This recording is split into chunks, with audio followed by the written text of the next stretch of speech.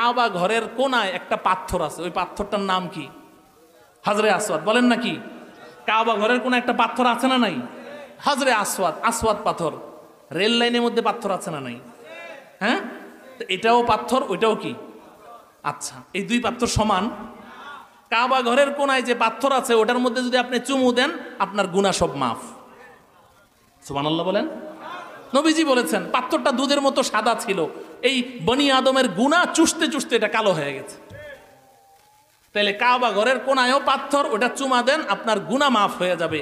আর যদি রেল লাইনের একটা পাথর তুলে চুমা দেন তাহলে কুত্তা আর বিড়ালের পেশাব মুখের ভিতর ঢুকবে।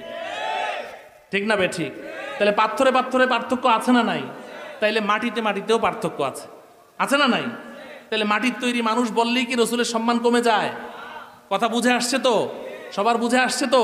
অন্যকে দাওয়াত দিবেন তো ইনশাআল্লাহ। এটা তো হইল আনসারী সাহেবের কথা আর আমার কথা বুঝাইলাম। আল্লাহ কি বলেন?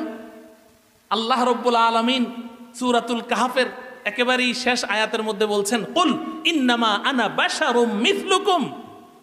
আমাদের নবীজিকে বলছেন, কারণ আল্লাহ জানেন যে এই কোরআন নাজেল হওয়ার 1400 বছর পরে কিছু আশেকে রসুলের আবির্ভাব হবে, আর ওরা আমার রসুলকে এই মানুষ আশরাফুল মাখলুকাত থেকে বহিষ্কার ঘোষণা করবে। এই কথা কোরআন নাজেলের সময় আল্লাহ পাক জানতেন কি জানতেন না? এটার সমাধান দেওয়া ছাড়াই কি কোরআন নাজেল করেছেন?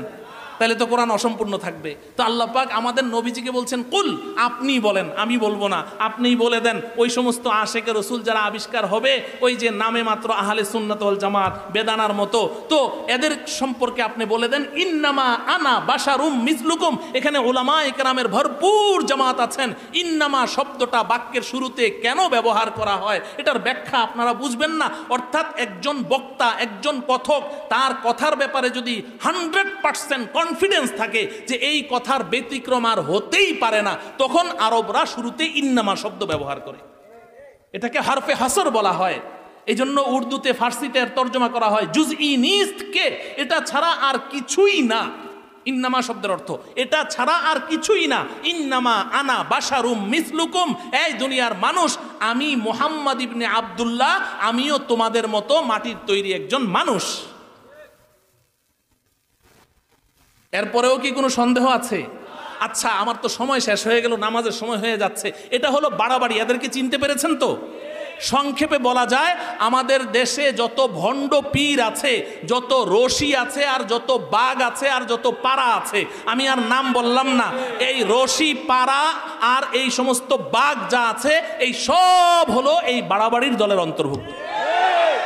আমরা কি ওই দলের অন্তর্ভুক্ত থাকবো? আল্লাহ আমাদেরকে হেফাজত